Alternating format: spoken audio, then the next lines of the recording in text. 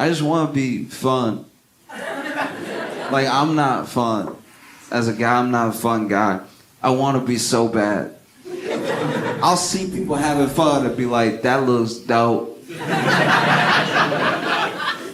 And I'll tell you this, there's nothing less fun than catching somebody watch you have fun. Because that happens to me all the time. There are times where I'm standing to the side and I'm watching somebody have fun. And no matter what you're doing that's fun, if you catch somebody watching you have fun, you stop. You stop immediately what you're doing. You'll be having fun, whether you're dancing, you be riding go-karts, whatever. And then if you just see someone off to the side like me, like, yeah.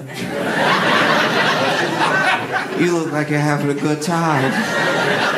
You are immediately not having a good time.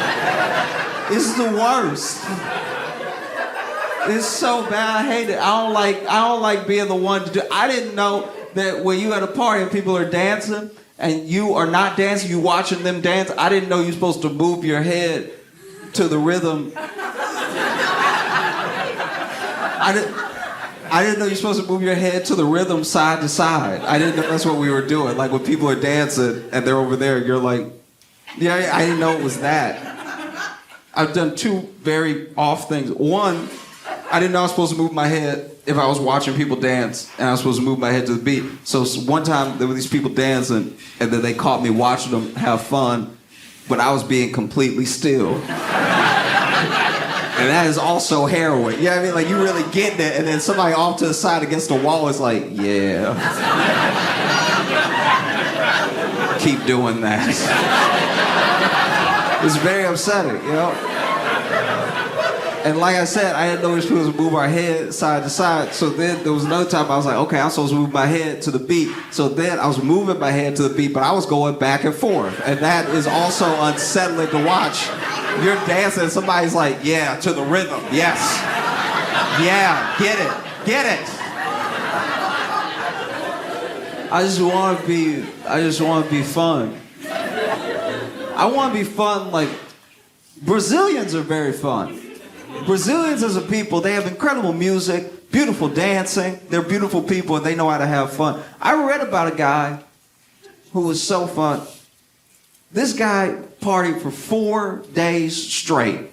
4 full days of party. He partied from New Year's Eve well into the new year. So first, and then 3 days. He partied for 4 days straight without realizing he had been shot in the head. That's a fun guy. That's a very, very fun individual, you know? This dude got shot in the head and went to more parties and was more fun. If I get shot, I don't know about y'all, but if I get shot in the head, I die, all right? Maybe that's just how I was raised, but like, I don't get shot in the head and keep carrying on twerking. I go to another plane where the mortal coil cannot follow, all right? This dude got shot in the head and went to more parties and was progressively more fun per party. If I get shot in the head, that is everybody's problem. I'll tell you that right now. If I got shot in the head tonight, we are all going to the hospital. Please believe me. And I will be calling out individuals if I see you trying to peel off. I'm like, no, Cindy, I need you. This man was shot in the head. And we don't even know the circumstances of him getting shot in the head. I was reading about it. Nobody knows this. Okay, I came up with some theories because no one knew. I think there may be, you know how guys can be at a party, you're out here dancing or you're walking with your drink, somebody bumps into you, doesn't apologize. Now we have a problem, right? So now you get nose to nose trying to get them to apologize. Then you get loud and everybody's watching. And then you get like fully, you know like when dudes do this, like this full on in my face, our noses are touching. This is always weird. Anytime I see this, I'm like, y'all should just kiss. It would make more sense if you kiss right now. Because this is the thing. If he's here and I'm here, he could still really, he could choke me, he could do anything, right? Like, this is real fighting could happen right here. Here, you're a little too close. Here, there really isn't anything you would punch us if you punch me right now. And so maybe, they got into it. They got nose to nose or whatever. They were ready to fight. And then maybe this dude was like, what you gonna do? What you gonna do has got more people killed than any other sentence in language. It goes, what you gonna do, followed closely by, I wouldn't take that if I was you. It's like, those two are deadly, right? So then maybe he goes, what you gonna do? And then the other guy pulls out a gun and shot him in the head. And then he went, rude. And then walked about his business, but it didn't matter. He had been shot in the head. The head is where they keep all the brains. I don't know how this man was shot in his head and didn't know. I mean, look, what I think actually happened is that he was probably getting twerked on. Twerking is very distracting. If you're getting twerked on by the right person, you won't notice anything else happening in the room. He was probably like, girl, you getting it. Oh my God, you really getting it. You really getting it. Don't worry about that. This was a loud noise, baby girl. Keep doing what you doing. Oh. No, it's wild. They asked him at the hospital. When he finally went to the hospital, they were like, you've clearly been shot in the head. What did you think happened? And he was like, oh, I thought I got hit in the head with a rock. That's the most shot in the head thing to say I've ever heard in my entire... You know, like when you at a party and you having a good time and everybody just starts throwing rocks? You know that common occurrence that happens at every party where everybody's having fun, we're all dancing, and then that one guy goes, pebbles for everybody. You know that thing that happens all the time to each and every one of us. Thought you got hit in the head with a rock. What? Only reason he went to the hospital is that his arm was spasmic. But he didn't even go right away. He was probably getting twerked on in the moment. It was like, girl, keep doing what you're doing. Keep doing what you're doing, girl. You're really getting it. Oh my God. That's amazing. Everything you're doing is great. They finally stopped dancing after like a day. I don't know. And then she was like, where do you live? Let's go back to your place. He was like, girl, I live over there. And she was like, where? He's like, I'm pointing right at it, girl. She's like, what's wrong with your arm? He's like, oh, this has been happening for 3 days, girl.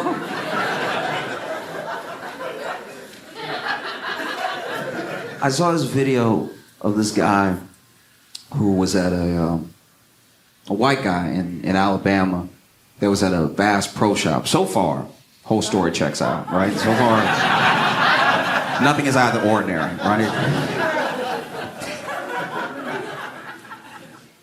And this dude is very much on drugs. I don't know what drugs, but I know drugs, right?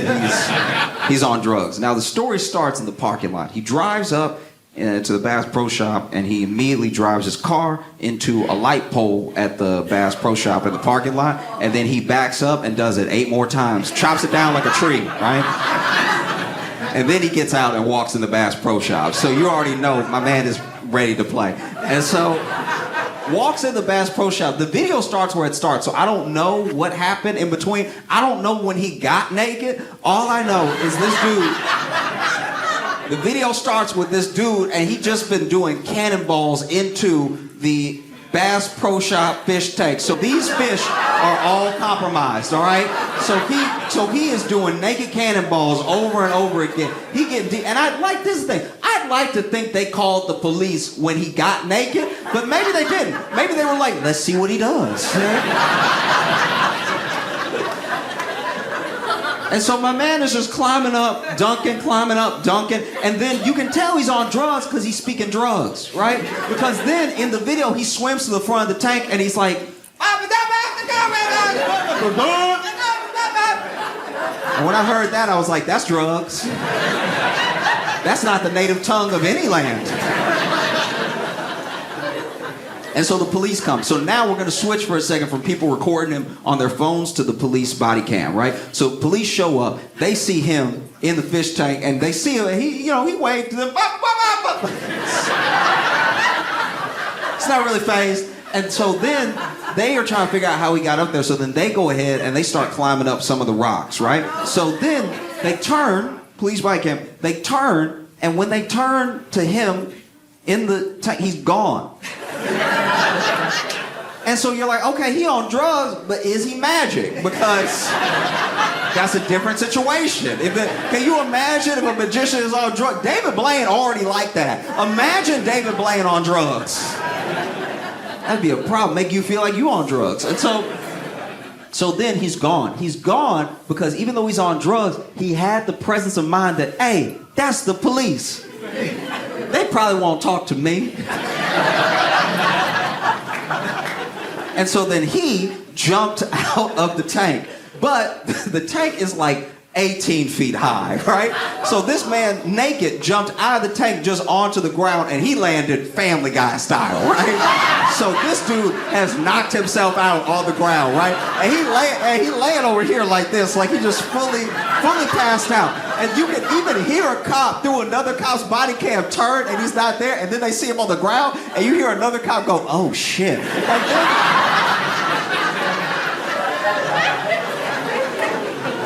And then they come down. Now this man is like fully out, right? But he is on drugs. And so the drugs do wake him up just in time because now the cops are over him, right? I don't know if they had actually grabbed his wrist yet or anything, but this dude immediately wakes up on drugs, flips over, and kicks one of the cops in the balls, right?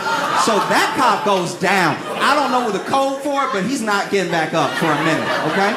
And now the cops are all have bent knees because they're like, okay, we got a live one here. Like, he got a lot of fight in him, right? And I almost never feel bad for the police. But in this instance, I'm not gonna lie, I feel pretty bad for those officers because they try to catch a dude who is on drugs and naked and wet, so he is very hard to catch.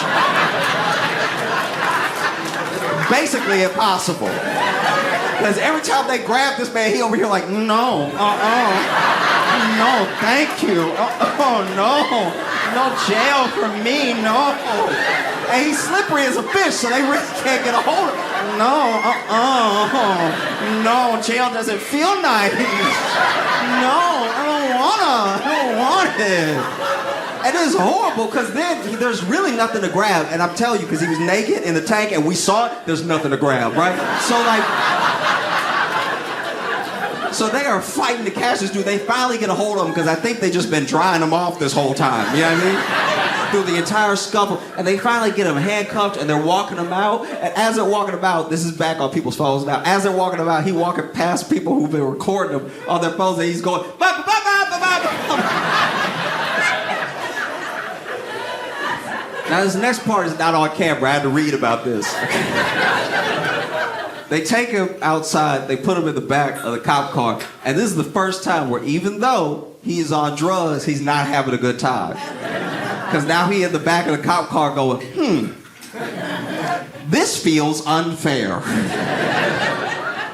And then on drugs, he starts kicking the door, and because he's on drugs, even though he got a naked, wet foot, he is so strong that he is kicking the car door so hard, he is warping the metal, right?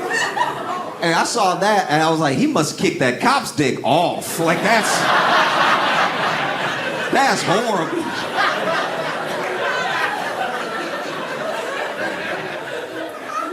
Police had to come out and make a statement the next day where they were like, we hope that his actions on camera will lead to better decisions in the future. Also, we expect Officer Ortiz to make a full recovery.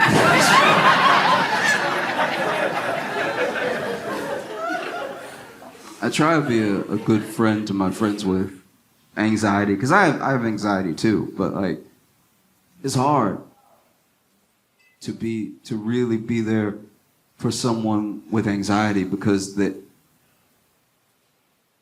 right.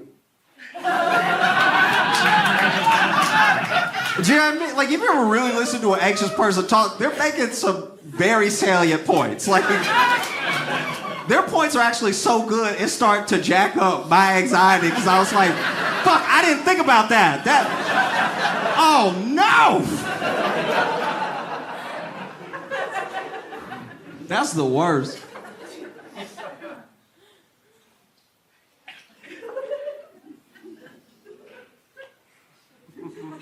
I'll tell you this, one time One time a friend called me. And he was not doing well at all. And he was telling me how he wanted to, end it and everything. And then just started describing to me everything that was wrong in his life. And as I listened to my friend, I realized that we had the same life.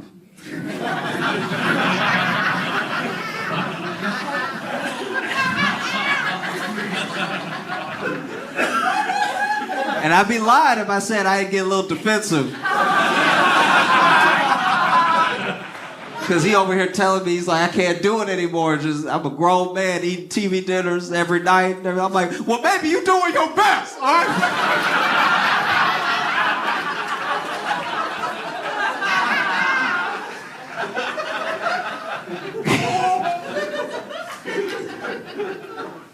It's like I'm doing open mics every night to a bunch of people who just feel like I'm bothering them while they try to watch the game. I'm like, well, maybe you're going to get better one day.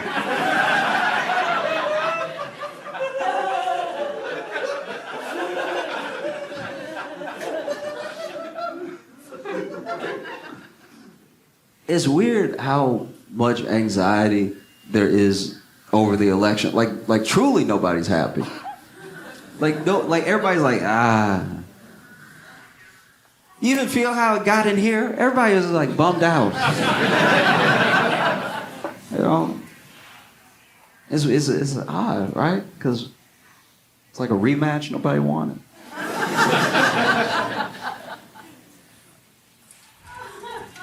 It feels really, really crazy.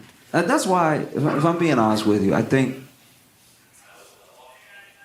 try to think a lot about how to solve big problems, right? And I'm not a doctor. I'm not an engineer. I'm not even helpful, all right? But I think about how to solve big problems. And I think that in this scenario, and I want to be clear where I'm coming from. I'm not like, I mean this across the board, I grew up in Louisiana. I lived in Chicago. I live in New York now. I travel around the country. I'm not just speaking with like some partisan idea in mind. I'm saying I think that for this election, and just this one, right? For this one election, that the presidential race should be a race.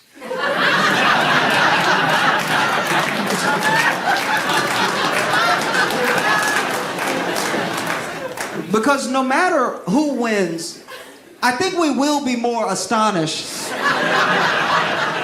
than upset. You know what I mean? Like, no matter who wins, we're gonna be like, I didn't know he had it in him. That's wild.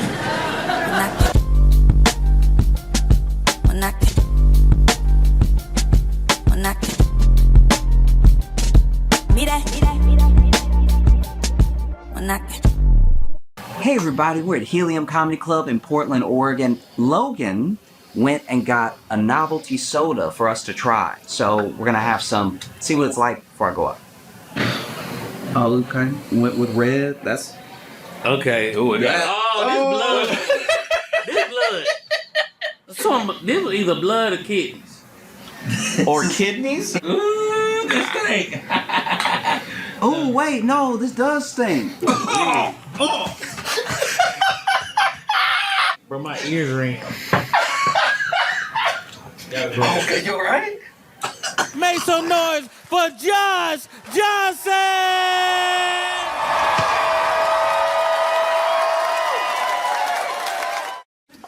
I didn't know that we just wouldn't care anymore. I thought it's weird sometimes, as much news as I read and I watch, that sometimes there's a thing that you think just in your head. Maybe it's because of what matters to you. You're like, oh, this thing, this is going to be huge. You'll see a thing, whatever it is, and you'll be like, this is the thing that's going to wake people up or freak people out, or no one's going to be able to stop talking about it, right? Different for all of us. But then, I don't know if this is a universal experience, but I think it is. Eventually, you get disappointed. You realize, like, oh, wow, this isn't as big of a story as it should be. People don't care as much as they should. Like, everyone's moved on, even though the thing isn't resolved.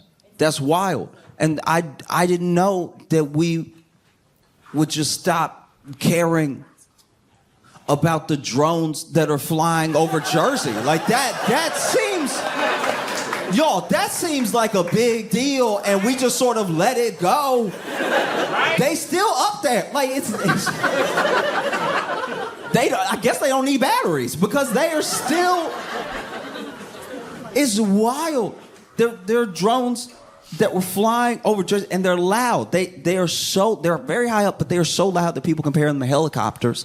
And they've been flying over Jersey for a while now. And we all kind of thought, okay, they'll tell us what that is eventually. Someone will know. Someone has to know. Because at first people thought it was kids. And then when they said that the drones were like 6 feet wide, they were like, maybe they're rich kids. Maybe it's like...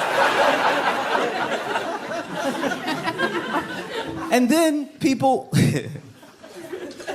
and then people started coming up with theories because it was so loud, it was so disruptive, it's over like residential areas, it was so random and everything that people asked the government. The government came out and they were like, don't worry about it.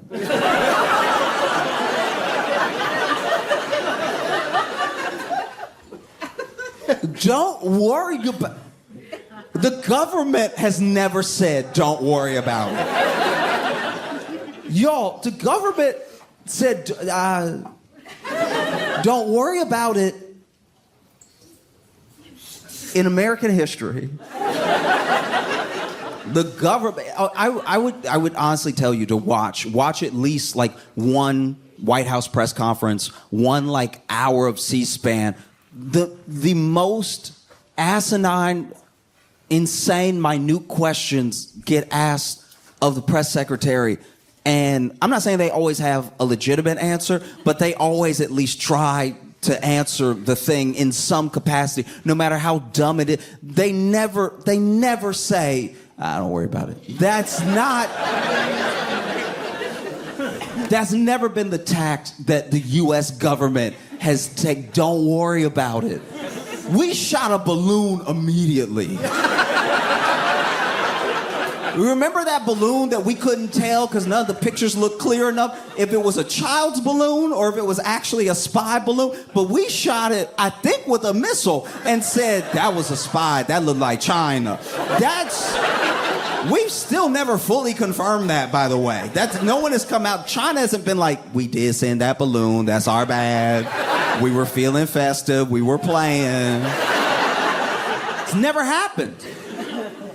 That is crazy. Don't worry about it.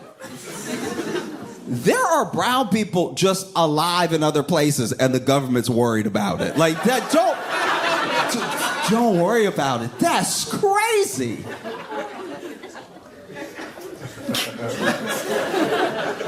So then people started to come up with their own theories, People started to be like, I don't know. I mean, I think it's a foreign entity. I think it's a foreign entity doing reconnaissance. They're spying on us. It could be China, could be anybody. They're using these drones to spy on us. And I was like, oh, okay. Maybe China sent a drone as loud as a helicopter with lights on it to spy on Tony's house. Like maybe there is a foreign government that has the money and the resources to send so many. It's like a bunch of them, so many drones over that can just stay up in the air forever and can evade when people try to like shoot them down and everything. Maybe a government has all the money and technology to do that, but they don't have Google Earth.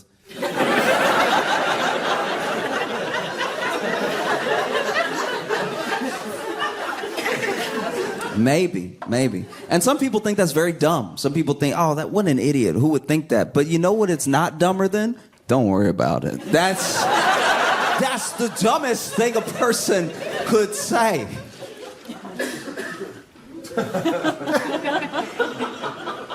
Don't. I want to make sure we all understand it. Don't worry about it. Y'all, I am so scared the government is out of money. Don't worry about it. It's the most broke parent thing to say.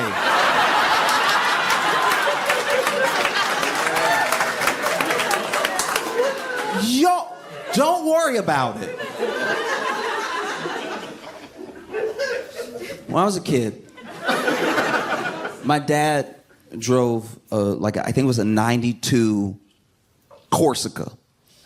And if you don't know what a Corsica is, you're doing great. Don't worry about it. But he drove this 92 Corsica, and the Corsica had a hole in the back on the floor. There was a hole. And one day I just went ahead and said something. I was like, "Hey, Dad, I know that you drive and I'm back here, so you up there a lot and I'm back here a lot, so you probably didn't know what was. I'm just letting you know what's going on back here because you always up there and I'm always back here. But there is a me-sized hole in the floor of the car, so just in case you ever pick me up and then you don't see me and you're like, I swear I just picked him up. Where is he?" I probably went through the hole that's in the back of the car because there's a hole. I see the road and we are going fast. There's a lot. I thought we were going fast when I looked out the window. When you look through the hole, we're going light speed. Okay? So what are we gonna do about the me-sized hole in the back? And he was like, don't worry about it. And I was like, that's because we don't have resources. Okay.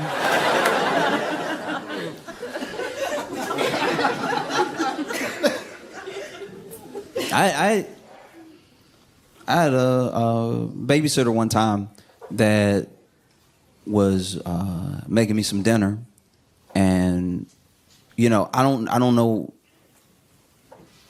I'm assuming that the babysitter could only cook what we had in the pantry, and I don't know what the ingredients were, but then when I was served the dish.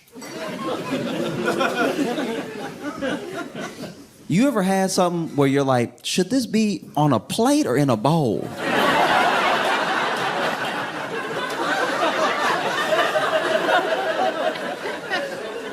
Because it has enough girth to stand on its own.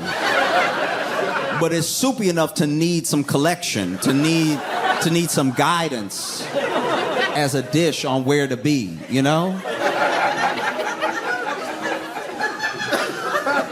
And so I asked my babysitter, I was like, what is this? And she was like, don't worry about it. And I was like, oh, okay. This is a broke meal. That's what's been cooked for me right now, is something that only happens when you have ingredients that cost 23 cents and you put them all together to make a full $2.25 meal. The only thing that you did to cook it was add heat, but you didn't cook. It's all hot. Broke ingredients together on a plate that should be a bowl. Because there's a lot of water running off the side. But don't worry about it, all right? Okay.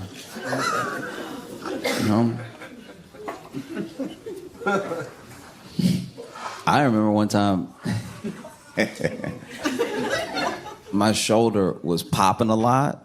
It was like just pop, and I was like kind of a gangly kid to begin with. So I don't know what I did, but it was just popping all the time. And I was like, "Hey, Dad, my shoulder is can you hear it? It's popping a lot. It's like popcorn. It's like it's going a lot. Does this ever happen to you?" And he was like, "No." I was like, "Should we go to a doctor or something? Because I just want to know, is it bad? It doesn't hurt, but it is popping a lot. It's moving. It doesn't want to be my shoulder anymore. It's moving all up in there while being kind of still, but it's not pop. It doesn't hurt, but it's a lot of movement." And my dad was like, "Don't worry about it." And to this day, my shoulder pops quite a bit. So when the government tells you don't worry about it, it makes you worry about that specific thing. There are some people that think it's aliens. They think that is aliens that are trying to make contact and bolder than ever letting us know that they're here, that they're visiting. And okay. I don't think it's aliens because I just don't know if aliens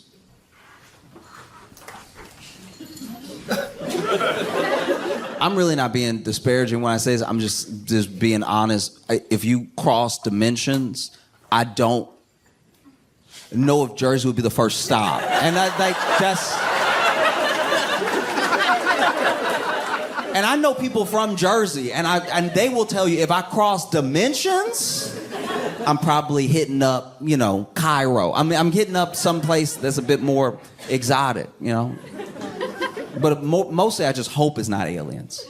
I hope that it's not aliens because we as humans, this isn't the time to visit us. Like this is, do you know what I mean? Like we're not putting our best foot forward as humanity to get visitors right now. Do you know what I mean? Like aliens coming to see us now would be the equivalent of me coming to see you at 4 a.m. It's like you're just not at your best. You kind of have morning breath, but kind of not. It's bad. No, I don't think aliens would. If aliens are going to come, they should have done it either 30 years ago or 100 years from now. I think that humanity is not.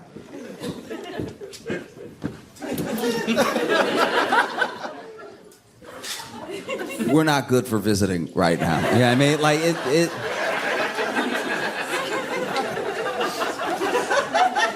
Mainly because we're the only species. Every other species of everything on the planet, every other species of animal is doing their best to evolve.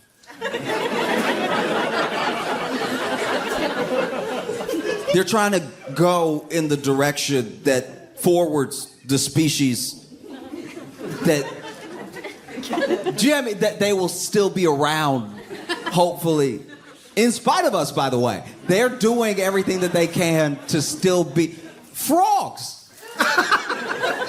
Frogs have the sense.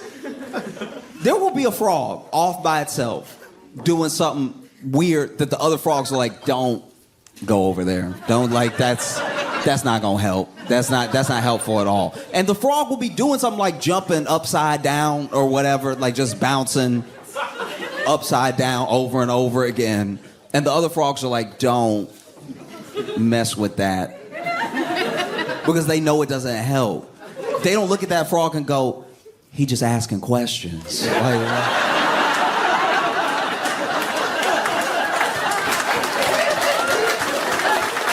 Yeah, I mean, he a free thinker. That's what that is. That's why he jumping upside down. Why y'all all jumping right side up like some sheep frogs?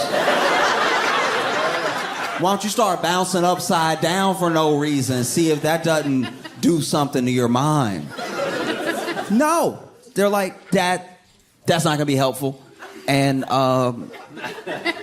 let's all just kind of get that out of the gene pool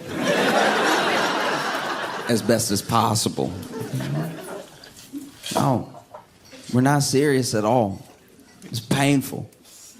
Genuine. And I'm not just talking about Americans, by the way. We're so self-referential sometimes that it's any critique of humanity sometimes sounds like I'm just critiquing I'm talking about people, all of us, planet Earth. All of us, we're not doing the things that would take to make a better world for us. Everywhere you go, it's happening. I don't know if you was seen it. It was in Peru. In Peru, there was a drug bust. There was a drug bust where the national police raided this drug house, and who knows if it was like a crack house or a drug warehouse or a kingpin's lair or whatever, but it's where the drugs were. And the head cop, top cop that's leading the charge, leading the raid, led the raid dressed as the Grinch.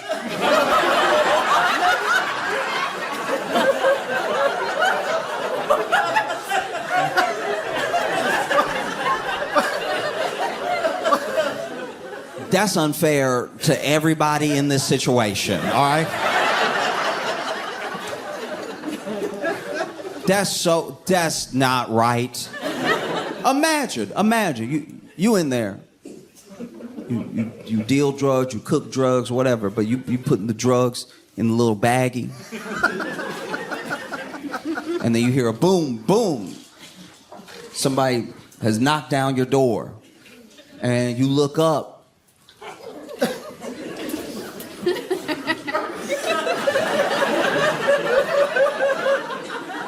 And it's the Grinch. And you think to yourself, actually, you know what? Actually, I do have a sinus infection. No, I do have a sinus infection. I have a sinus infection, and I've been blowing my nose all day, and I've been, like, taking the Mucinex and everything, but, like, I have a sinus infection, and then, you know, my nose has been a little runny, too, and then when it's runny, you don't want to gross out your coworkers and everything, and so you do a little, and I must have what we making, because that's the only way that it makes sense that the Grinch and the police are here together at the same time. I must have accidentally did what we doing in here to be seeing the Grinch and the police at the same time.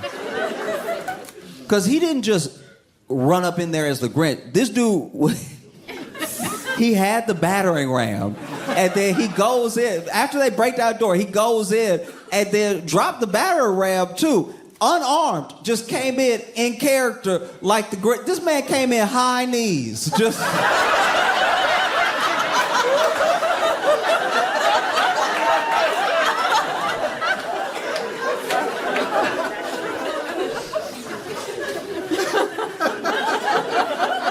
This man came in high kneeing like the Grinch. That's unfair to the police officers doing the raid, because imagine you about to raid this house, right? And you don't know what could be in there. If they got drugs in there, they might got money in there. And if they have money in there, then they probably got some weapons in there to protect that money, protect those drugs from other gang members or just from the police, right? So you are about to risk your life going in. You fit it up. You have the AR-15 and everything. You getting ready to go. But then ahead of you,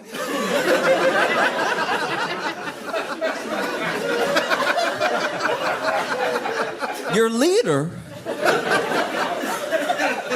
is going in dressed like the Grinch.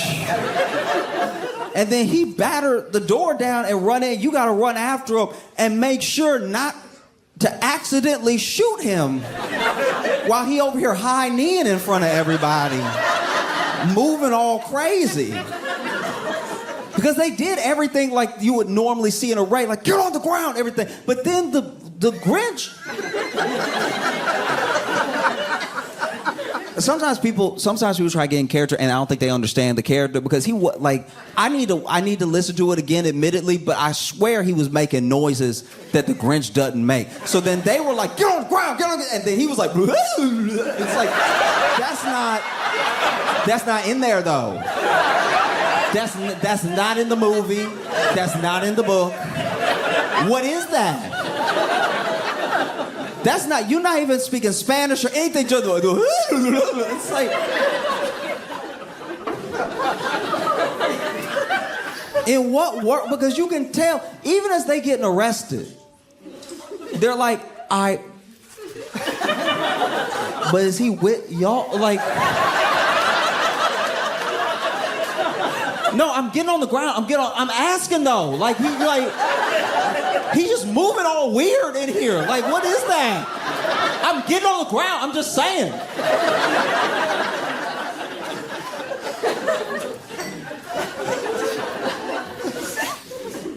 You know, you see a country like Peru. I don't know the drug laws. I don't know the sentences that crimes like that carry, but I can tell you honestly right now that they subjected those people to cruel and unusual punishment because they caught them, right? And then I think the three main ones, they made them take their mug shot with the Grinch. And it's like...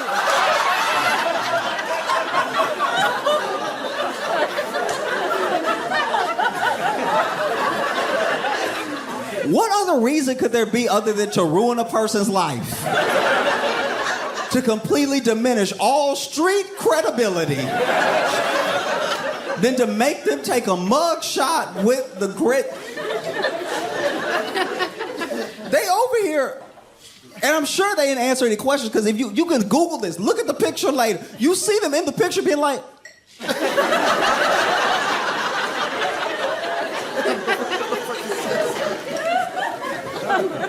Like, why he over here? Like, the police never take a picture with us. It's three of them lined up holding. And then the Grinch over here taking poses.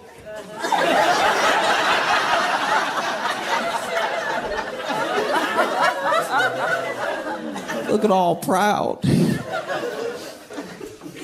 Because it seems very dangerous to like go in there, batter and ram, and run up in there as the Grinch, but maybe it's not. Maybe he knew that if you run up in there as the Grinch, people so confused that they don't fire right away. They literally like...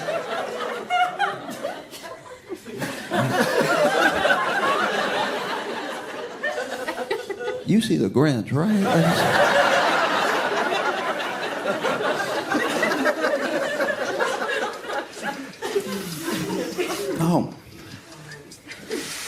No, we're not a serious people. Not at all. No.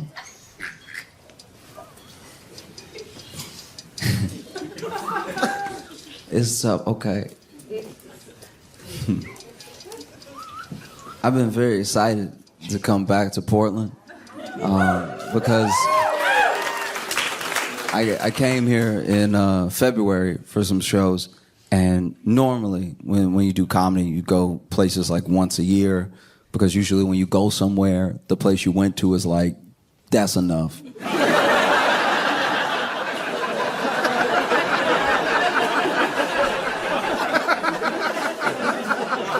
We get it. We get what you do. Give us some time. But I was able to come back, so soon, and I love being here. I love doing shows here and everything. I love coming to Portland because y'all don't wait. You hit people at Portland as soon as they land. Like, it's like...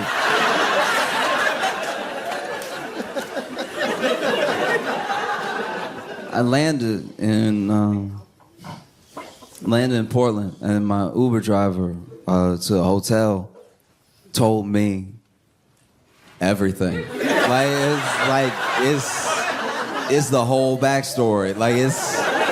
It was a lot. Okay, so off top, right? So he basically was in a relationship, then married, and is now divorced from, apparently, the devil. And so so him and Satan, they still share a child, a cat, and a timeshare. And sharing all these three things with Lucifer has really made it difficult. It's made his life very hard. And I was listening to all of the woes of each thing, like the child, the cat, the timeshare, and I was like, oh, okay, well, if I'm being honest, you only really gotta love like two of those. You know what I mean? Like the timeshare. the whole point of a timeshare is that sometimes you're there and sometimes you're not. So like, just be there when the devil's not there, and then let the devil have it sometimes, because that was always what was gonna happen. The cat. Look. I know you love the cat, and the cat loves you, and Satan's in the way. But I promise you, if you get a cat that look like that cat, it'll be like having that cat. I can almost guarantee. I'm not saying every cat is the same. I'm just saying that a lot of cat. When he described the cat to me, he was like, "Oh, she likes to cuddle sometimes, and she sleeps most of the day." And I was like, "That's cat. That's." If you can get one that look just like her, you'll feel like she there. You don't even have to clone her. That is a cat up and down. That's everything you just described is everything I've ever known a cat to do. So, little standoffish sometimes, likes to sleep a lot, climbs a little bit. Yep, you have a cat, sir. No need to share custody on this one. Just get an extra cat, and then that way, if you have two cats, actually, you know what y'all need to do? Y'all need to reverse parent trap this thing. You get a cat that look exactly like that cat, and you put them in a room together, and then you just shake the door a little bit, and then when you open the door, you each just grab a cat, and I guarantee you, it'll be like having that cat, right? And then it's like a Schrodinger's cat, because you won't know if the cat is the cat or if the cat is your cat. And you can just enjoy life with your cat that's yours in your head or not. Who knows? No one cares. The cat won't care. I guarantee you, the cat does not care. This whole custody battle over the cat, sometimes it's at your place, sometimes it's at hell with Satan. That whole thing is nothing to the cat. The cat is like, I'm a nap regardless, right? The child, yes, that is rough, to be fair. That is very rough. You share a child with someone that you can't stand, and if anything, I think that y'all should probably really figure out your differences, because you seem to have so much anger, and from the story that you're telling me, the devil also has a lot of burning fire, anger towards you, and I don't know. I mean, the opposite of love isn't hate, it's indifference. If you really didn't care, you would know that you've fully fallen out of love with this person, but because you still have so much passion involved, you should really check in on that, because that's something that you got to be careful, because what if in all that passion maybe y'all rekindle a little bit because you care so much, and then what if you accidentally just in a fit of passion y'all make another kid? That would be like the cat thing but worse, because the cat thing is a solution. Two kids with someone that you hate is a big problem. That's double the problem, right?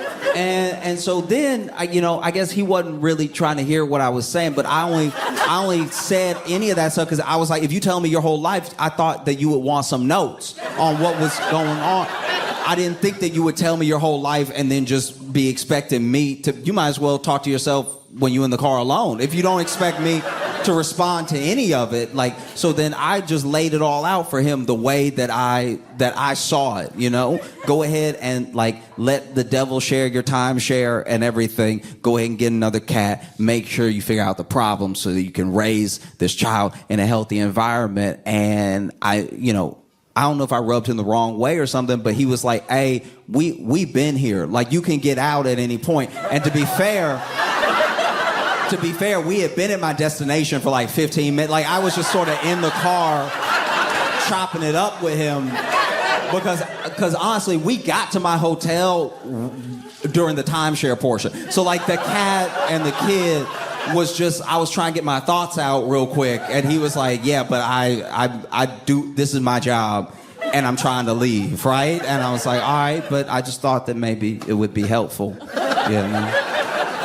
I thought it would help, to let you know. And hey, you a good person and everything. You clearly an open person. You told me everything, and you don't know me at all, and you don't know who I'll tell. And so the idea that you're so trusting is like both a pro and a con of being in relationships, because it's like you're trusting enough to like pour out your heart to a total stranger, but also sometimes that trust can either be betrayed or misused, which is what it sounds like the devil did to you according to your story and everything. And he was like, I can get your suitcase for you if you need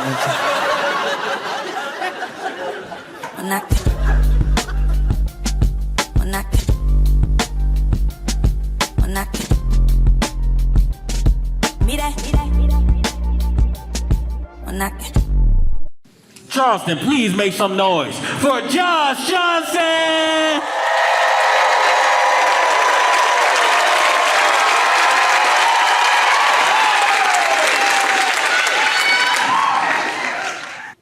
I was talking to one of my friends, and he said that he knew, the first time he knew his like neighborhood was broke was when the bank closed.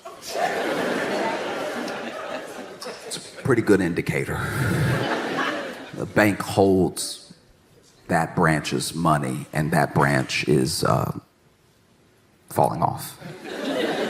And said he went to the bank, and, you know, he basically just straight up asked the teller, he's like, hey, do you know why this branch is closing? And she was like, are you here to make a deposit or a withdrawal? And he was like, withdrawal. And she was like, yeah, that's why. That's it in a nutshell. That's exactly what's happening. You do enough of that, and then there is no bank. We're just kind of a building with a little bit of parking. I don't know. I look back at the ups and downs I've had in my life. I've been like broke off and on my entire life, you know? And there's a weird solace sometimes in being broke at the right time. Everyone thinks that the security is in having means and having money, but sometimes not being a part of the circus is its own solace in a weird way.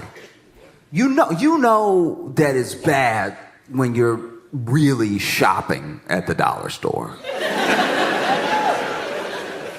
There are things anybody could use at the dollar store. You need a fly swatter, you might as well run up in the dollar store. You know what I mean? You need like a dustpan, might as well run up in the dollar store. But if you're really shopping at the dollar store, things are not great. You know, I would go in the dollar store for stuff you shouldn't even be buying from the dollar store. They sell it, but even the cashier look at you like, you sure? I'm talking about well, you have to get your meat at the dollar store. I knew I was in a bad situation when I went to a dollar store and was looking at that meat in the fridge, and I was like, Because the meat at the dollar store, they don't go into specifics. You go to Kroger, Walmart, you go to Target, you go to any of these places, and you'll see the brand of the meat, and then you'll see, you know, all of the little no preservatives ever, completely organic, you know, all the stuff. When you go to the dollar store and you buy your meat, it just says the price and it says meat.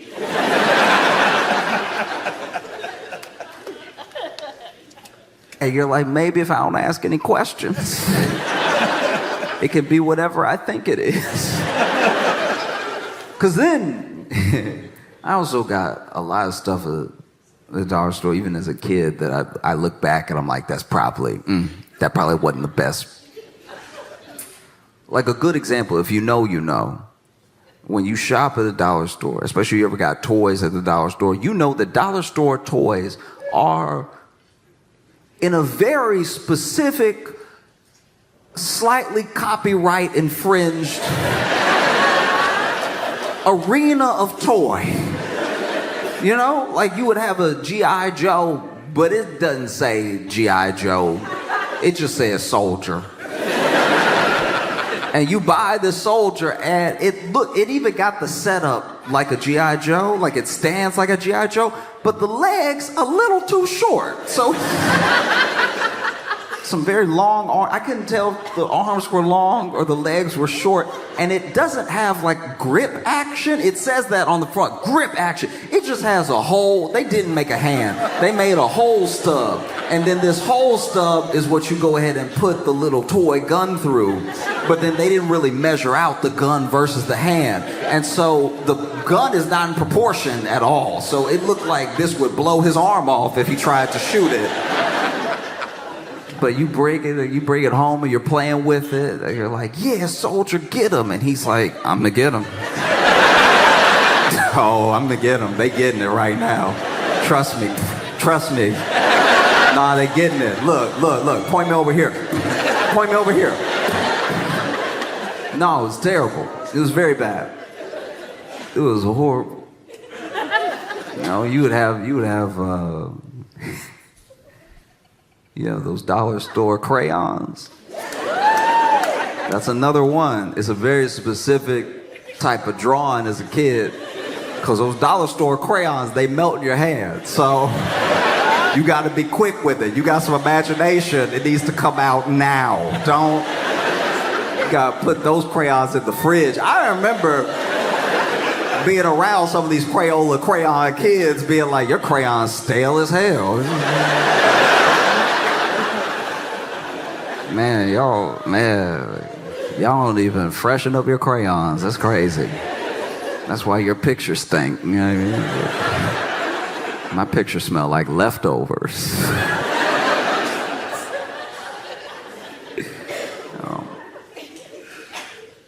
I remember one of my favorite toys from the dollar store was like a Stretch Armstrong, right?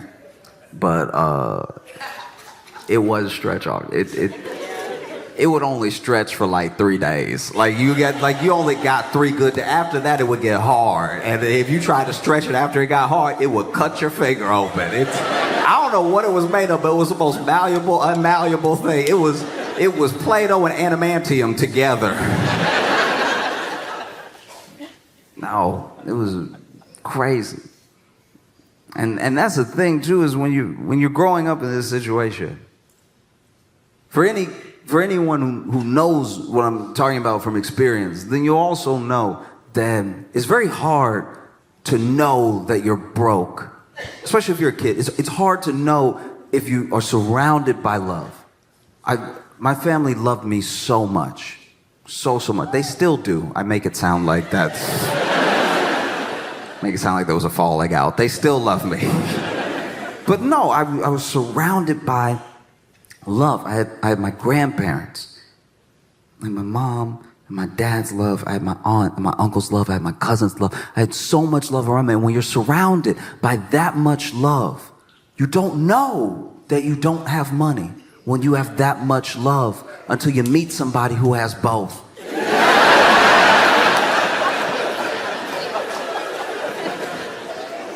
That is a curious experience. Like when you're like, oh, you got both parents and a pool? Okay, I think there can be upgrades to life. I see that now.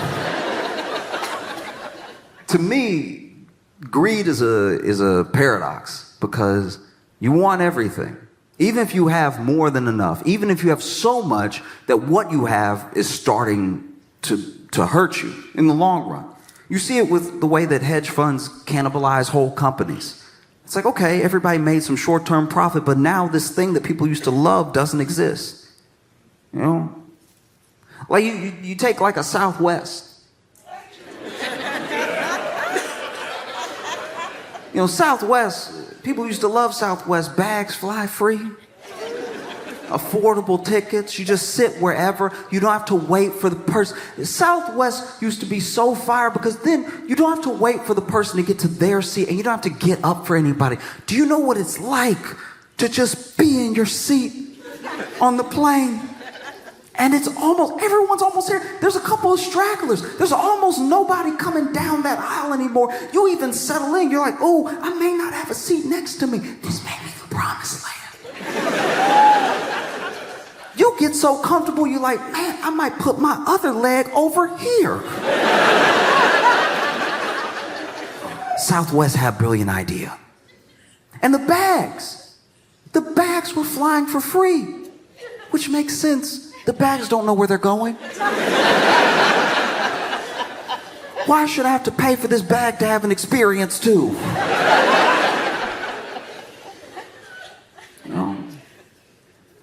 And then greed, and then private equity, and then hedge funds, and then, shareholder meetings, and then dividends. All the things start to creep in, and it's like, maybe we'll stop doing everything that is why everyone likes us. Maybe we'll just be like the other airlines. They make money, but then you actually look at the people who fly Southwest, and they were like, oh, y'all aren't nice enough to be like them, though. Like, your seat doesn't even go back like that. Why would I pay for everything here that I pay for over there?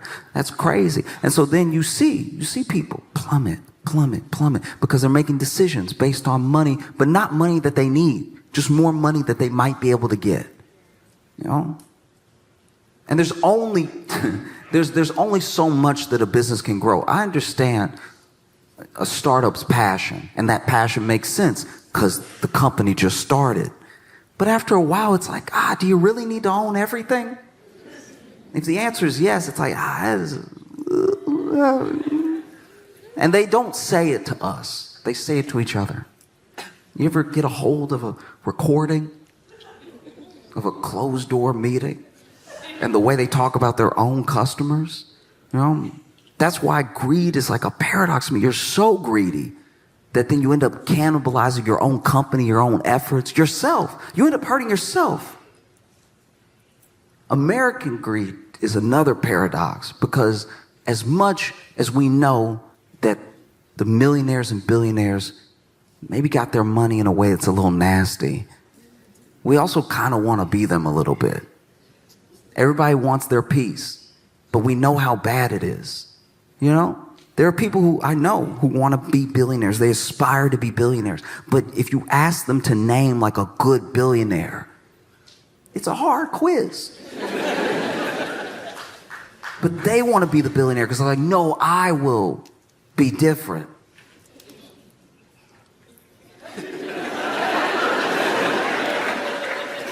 How? That to me is like a drug dealer saying, no, I'm gonna be different. Oh, how so? Oh, I'll only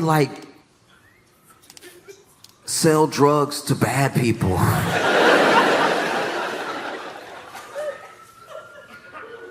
How will you know that they're bad people? Word will get around and they'll buy my drugs and I'll be like, that's a bad guy. No, it's not going to be different just because it's you. That's the trick as well. No, it's different when I do it. It's different when it's me. It's different when it's for me. It's different when it's for my family. Right? So then you hear people talk about recession. That recession is coming, recession is looming. And to be fair, people have said that since the last recession. Every year, I'm not an economist, but every year there's somebody that's like, it's coming. Get ready, batten down the hatches. And so you're in this situation where, people are very worried, and understandably so. Because it's not really about the money.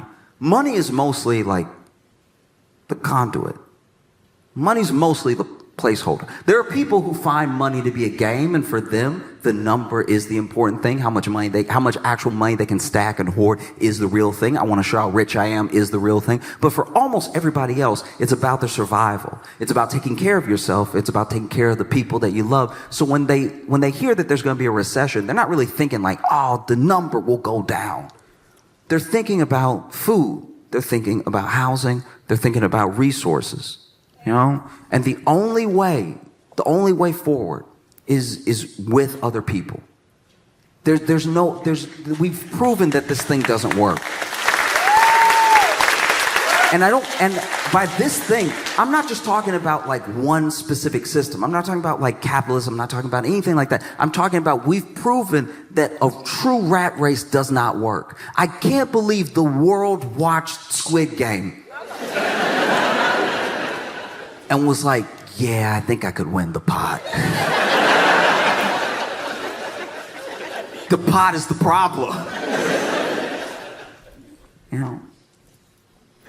And then I think the other problem is that if you are pitted against people, if you're pitted against the other 330 so million Americans, then yeah, the odds look insurmountable. But when you see how many people are actually in your situation and you see how many millions of people are just like you and you put yourself on the same side as them, all of a sudden, all of the weight, it gets a little bit easier. You know? There are people around the world that will never have access to the things that we have access to that make it work. And so sometimes we stress, oh, how am I going to make it work? And it's like the number one way is through community. Your future is your neighbor. There's no other way forward. And I know that can be scary. That's an idea where you have to lay down so much trust at the feet of people that you don't know. That's very scary because I've had good neighbors and I've had bad neighbors. I've had very bad neighbors. I had a neighbor who stole my trash can. It's the trash can. You could just put your trash in there too. Stole my trash can and lived next to me like I'm not gonna notice my trash can. And he was big too, and I'm pretty sure he sold drugs, so I wasn't gonna take my trash can back. But I was like, I will put my trash in my trash can over here though.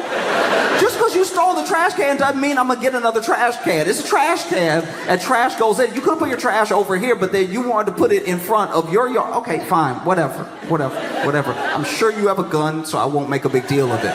But I've had bad neighbors, and I've also had incredibly kind, incredibly sweet neighbors. I had neighbors that made any transition period I've been having in my life easier. I remember when I moved to Chicago and I was living in my first apartment.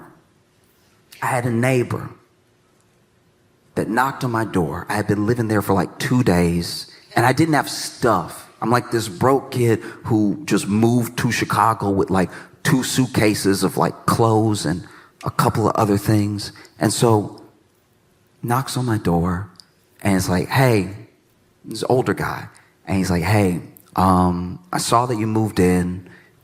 If you need anything or you have any questions about the building, just hit me up. I live right there. And I'm thinking he's like the building manager or something. So I'm like, oh yeah, what's your name? And we get to talking a little bit. And as we're talking, I realize he doesn't work for the building at all. This dude is literally just checking on me for the sake of checking on me. And he's like, if you need anything, because I saw, you were having a little trouble, I couldn't have caught up to you, but I was going to help you up and everything. And I was like, oh, thank you, man. And we didn't see each other often. And I remember the day that I moved out because I ran into him again. I ran into him and his wife. And he was like, man, I'm sorry to see you go. Because I can tell, we never really got to chop it up or anything, but I could tell that I like the way you move. And you didn't cause any trouble. You were just cool. And I wish I would have knocked on your door a couple more times, right? I never forgot about that guy. Because even knowing that there was someone there if I was having a problem, it just made living there on my own a little bit easier. Just in the back of my head. Once again, we didn't even have that many interactions. I only knocked on his door a couple times. And the couple of times I knocked on his door, he needed help too. There was one time where we had in our building a chute for the laundry that nobody used. Nobody ever used it because it's not like it was one person. Do you know what I mean? Like, the chute for, this isn't Eloise. Like, it's weird that there was a chute for the laundry because it just went to the floor down there and you'd have to go down there to wash your own clothes anyway. So I guess if you wanted to save yourself the weight of the trip, you could push all the clothes down and let them get nice and nasty and then slip through the chute and then hit the ground and now It's got different stuff on it than the reason that you're washing it.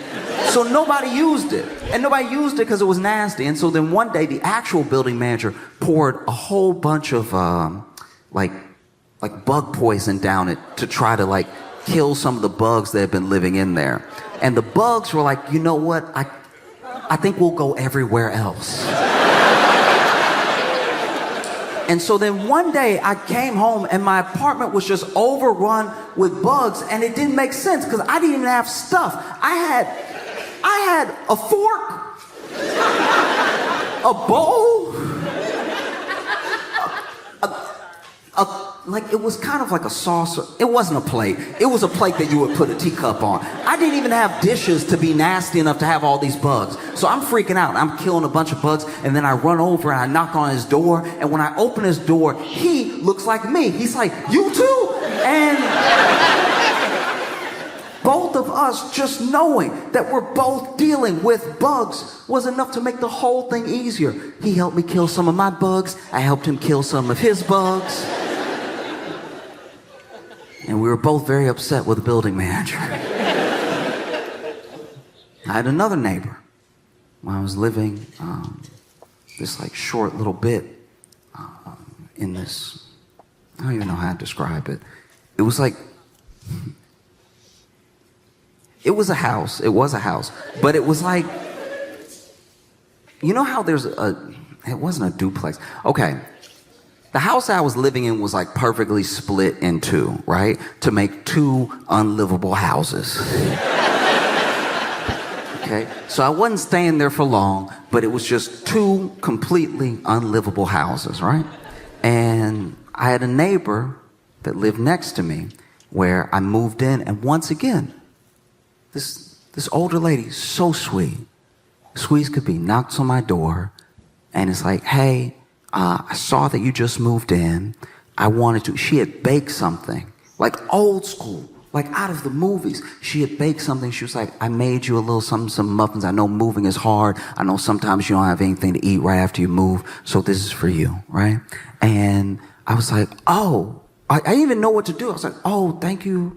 Thank you so much." And she was like, "Yeah, you know, I like to help people get their bearings. And just so you know, I just want to be the one to tell you so you don't have to find out on your own. There's a crackhead in the wall."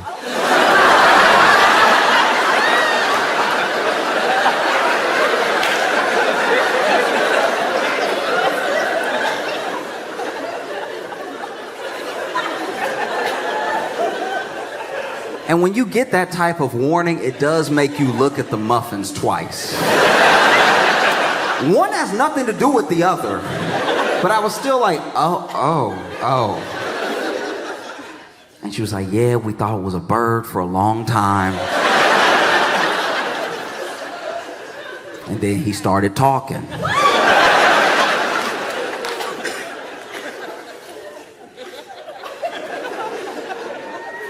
And so if you hear anything in the middle of the night, just pound on the wall a couple times and he'll stop. I was like, "Okay. All right, okay." And I closed the door, and I sat in silence for the rest of the night, waiting to hear a noise that would never come. It wasn't until like months later I heard some scratching in the wall, and I was like, how does somebody just live with it? And so I knocked on her door, and she came to the door. She was like, "You hear him too?" And I was like, look, I know you lived here longer than me, but in case it is a bird, maybe we should call animal control. Just throwing it out there, right? And she's like, "You can do what you want."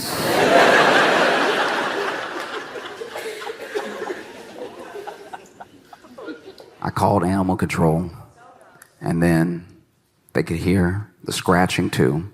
And then they went ahead and went on the roof, and they said that they found a slight hole in the roof, and turns out it was a bird. It had been a bird the entire time, And I'm pretty sure it was a bird when she heard it, but maybe she just had the TV on. Maybe she was like, he's talking. Animal control leaves with the bird.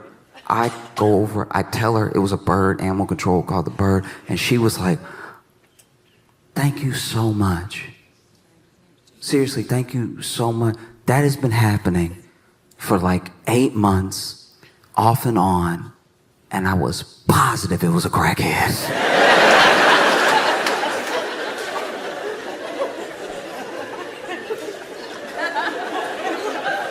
And I guess that's what a good neighbor does. I guess a good neighbor lets you know nobody's in your wall.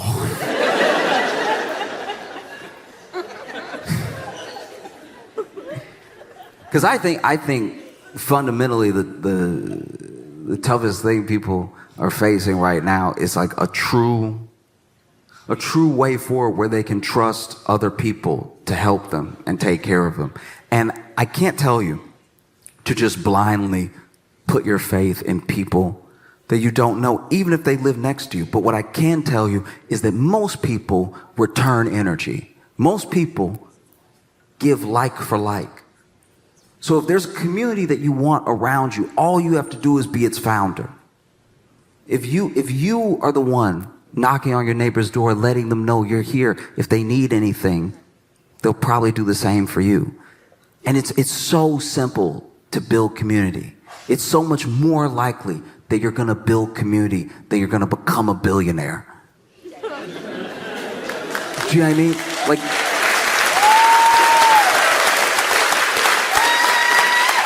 both things are incredibly hard to do. They take a lot of hard work and everything, and one of them means everyone will hate you. Because when you're broke as well, the thing that happens, I think, the most often is that we have a real misunderstanding of each other. Rich people, the rich people that I've met in my life, no rich person I know feels rich. They feel comfortable. Now, they'll do whatever it takes to maintain their level of comfort, but they don't feel rich. They're like, no, I'm just comfortable. I'm just chilling. And you show them how much they make, and they're like, yeah, I got to maintain, I got kids, and then you show them how much the rest of the world makes, and they're like, ooh. Okay, maybe we don't tell anybody how much I make. And the same thing, when you're broke, there's a genuine misunderstanding around the decisions that people make when they're poor, around the way that people think, because there's not the possibility of thinking past tomorrow, because you're not even sure you're going to get there. Do you know what I mean? When you really don't have means, when you really don't have money, you come off wild sometimes because all your requests are strange, because you're just trying to piece things together just so you can make it to the next day. Like a good example is I used to work at a grocery store, and one time in the break room, we're eating our lunch, and this one dude opened his lunch and then just said out loud to everybody, hey, I made a hamburger at home, but oof, does anybody have a top bun?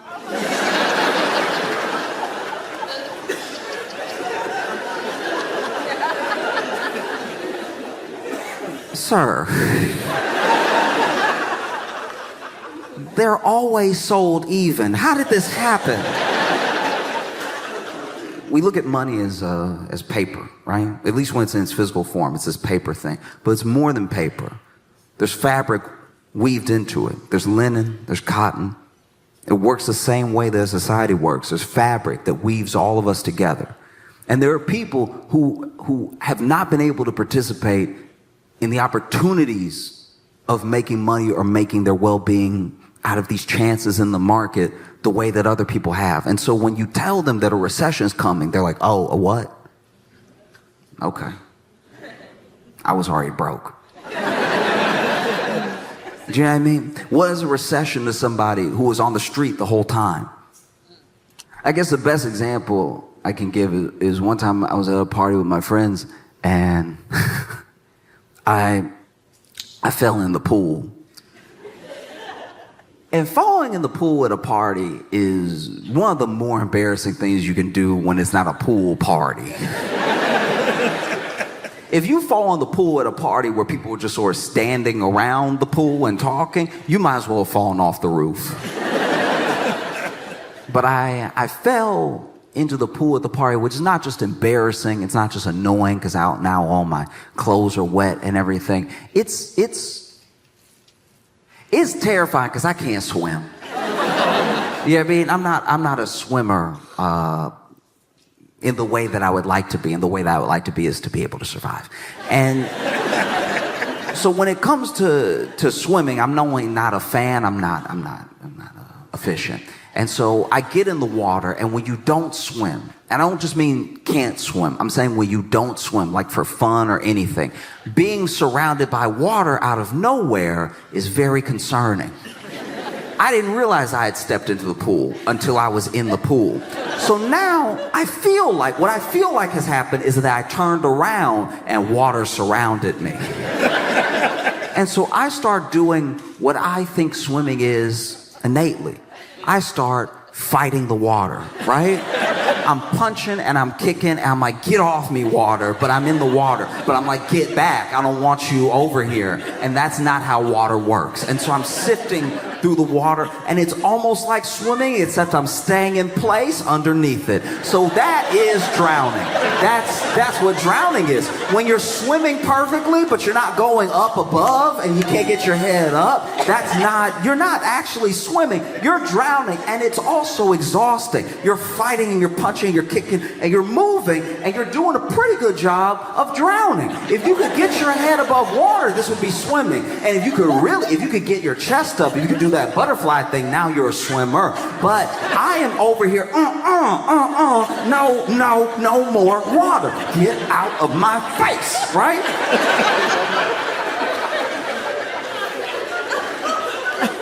So then it takes someone pulling me out of the water for me not to actually drown. And not right after, not soon enough after, but pretty soon after, we leave the party. And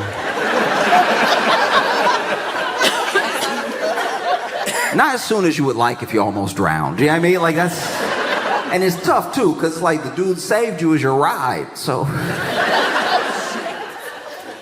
now he's doing you two favors, you know? So then, you know, man saves me, and my buddy pulls me out of the water, and now, you know, we stay an extra 20 minutes because now he's got his MAC points for saving a life in front of everybody, you know? That's what most embarrassing. The only thing more embarrassing than like showing a whole party full of people you can't swim is to be sitting there wet while the person that saved you tries to mac on somebody. Just like, yeah, you know, I do what I can. I do what I try to help out the people, you know, and doing my best. And it's like, also, my man didn't. Look, I'm not necessarily trying to give notes on being saved, but like, my man did jump in the pool and grab me and lift me up and swim me to the shore of the edge of the pool, right? This man just stuck his arm in and kept clawing at me until he got the back of my shirt. That's barely saving. Like, when I tell you that I'm over here, stop it, water, no, I don't want any more. And then he is over here, bow, and he missed like 8 times. So he was punching me in the head while trying to save my life. And he finally hooks his hand behind my collar and pulls me up the way that a cat sort of lifts its kitten in its mouth. You know what I mean? Just sloppy. And then I'm also still fighting. I don't know what's pulling me up, so I don't know if that's more drowning. I don't know what the effects of drowning feel like. So now I'm not necessarily fighting his hand, but I am still fighting the water. And so if you were on the other side of the pool, it does look like I was drowning. He reached in, dunked me one more time just to be safe. and then pull me up. Because I don't know that he's trying to help me. But when he finally pulls me up and I'm over here coughing up the water and everything, this man helps me get up out of the pool and then immediately sees the eyes on him and everything, sees the opportunity, and he's like, oh, yeah, you know. I do what I can. Also, I know he saved my life and everything, but also the fact that he didn't need to roll his sleeves up like that. Like that was even more just worth like, oh yeah, you know, I tried. Now you sitting here wet, just like, can you wrap it up, get the number or don't? And so then me, him, and some other friends head to his car once he's ready to leave, and his car won't start. Waited for nothing. Now, luckily, we were staying at his house, and luckily he did live close enough to the party that we could walk. It was like maybe, I don't know, like a mile and some change. It wasn't crazy. And so we start walking. As we start walking, it starts drizzling. And then it's drizzling a little bit more, drizzling a little bit harder, and then it really starts raining. And when it starts raining, all my friends did a different thing when it was raining. Like, I had one friend that did the turtle. Just walking and just trying to... And I get it, because he has some deep collarbones. He would have had 2 lakes on either side of his neck if he had just let the water hit. That would have been 2 puddles he had to carry. So I understand him trying to... Then I had another friend who was over here doing this, which genuinely pissed me off. That's one of the craziest things I've seen. You have 2 hands, one hand covering some of your head, but not even efficiently. Where's the distance management here? You'd be better putting the hand on your head. Then I had another friend who just decided to lean forward, because I guess he just doesn't want a wet front. He's just cool with it all hitting the back. And as it's raining and raining, my friend was over here doing this, turns to me, because I'm just walking. I'm not doing any of this. I'm just walking normal. And they're like, oh, John, you must not mind the rain.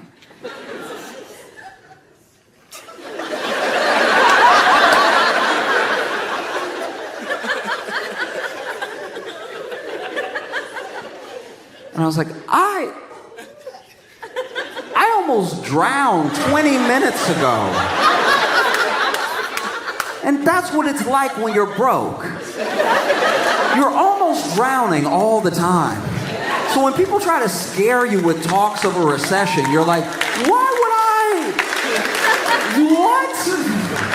You're doing this. I'm already wet.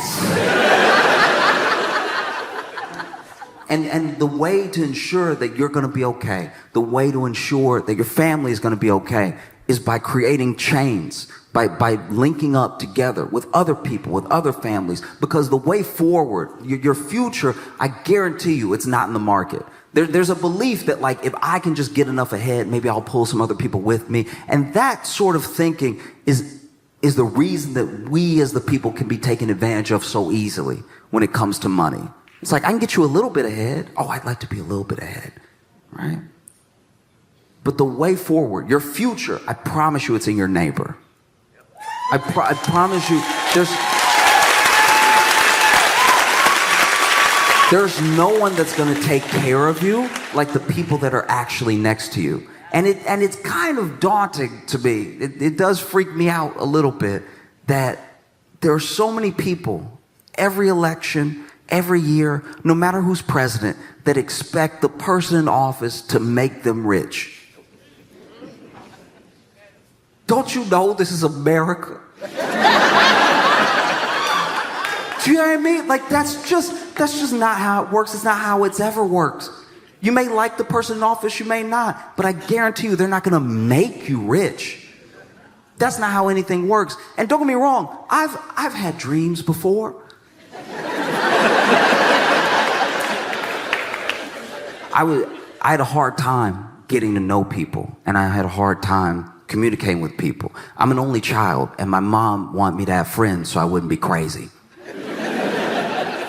And so, as a single parent with one kid, my mom, the only thing she knew how to do was go ahead and take me over to her other single parents, friends' houses where they had one kid. And she was like, maybe y'all will just play and not be crazy together. And sure enough, there was a time in my life where my parents got back together. And so we were a 2-income household. So I started to get the good toys, right? The real good toys. I'm talking WCW, NWO, wrestling toys, Sting, Goldberg, Kevin Nash. And sure enough, you know, I remember I got those toys. Those are some of my favorite toys in the world because I didn't know ankles had come out yet. I would hold up my Kevin Nash and I'd be like, bow, bow, bow, bow, bow. Look what he does. Bow, bow, bow, bow, bow, bow, bow, bow. He had knees, he had ankles, he could do this. That's crazy.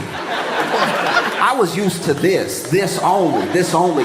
Maybe if you were getting fancy, some of this, but I wasn't used to this. This thing right here, this is crazy. Real shoulder movement?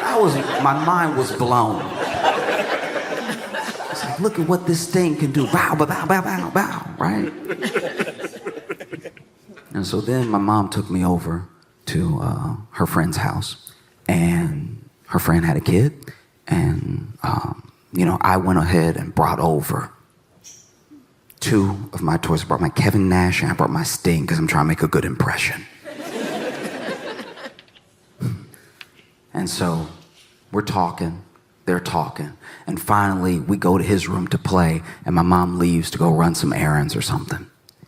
And I quickly realized after my mom left that he was crazy. He was genuinely crazy because all of his toys, every single one of his toys, didn't have a face.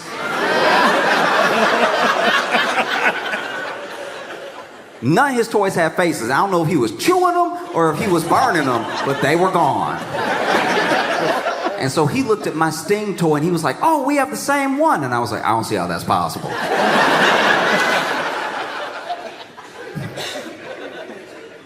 I don't see how that's possible. And then sure enough, this kid pulls out his Sting toy, and I know we have the same toy because the Sting had the jacket. The jacket you could put on, you could take off and everything.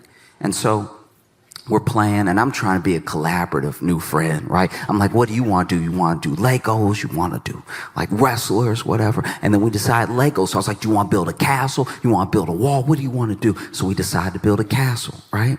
And then this kid, we're halfway through the castle, maybe 100 pieces to go.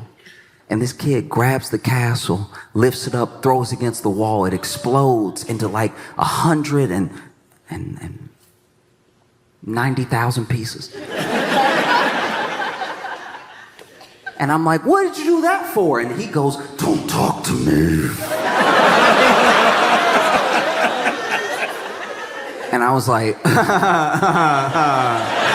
oh man, yeah, chill, Satan, chill, okay? Back up, devil, okay?